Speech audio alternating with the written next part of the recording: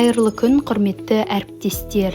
Мен үздік педагог байқауының қатысушысы Гайсина Нұрлы Хамидоллақызы. Бала күнімнен жүрегімде ұстаз болсам деген асқақ арманмен өстім. Сол арман мені Орал қаласы Махамбет Өтемісов атындағы Батыс Қазақстан мемлекеттік университетіне жетеледі. Университет қабырғасынан музыкалық білім алып, үздік дипломмен тәмамдадым. 2021 жылдан бастап Орал қаласы номері 22-ші Жұмбақтас бөбекжайында музыка жетекшісі болып еңбек етіп келемін. Бұл бөбекжай мен үшін тек жұмыс орны емес, ыстық ұжым, екінші үйім. Таңмен таласа келіп, балалардың болашағына еңбек ету мен үшін үлкен мәртебе. Ұстаздық жүрек қалауым, өмірлік таңдауым.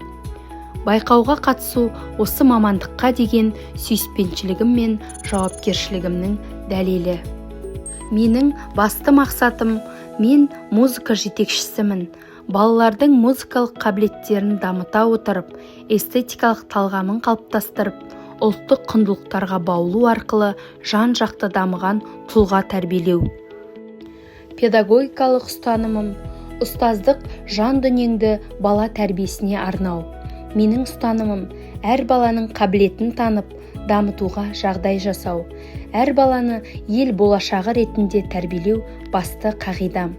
Жаңа Қазақстанға қажетті тұлға, ой өрісі кең, ұлттық құндылықты бойына сіңірген жан. Осы тұлғаны қалыптастыру менің миссиям.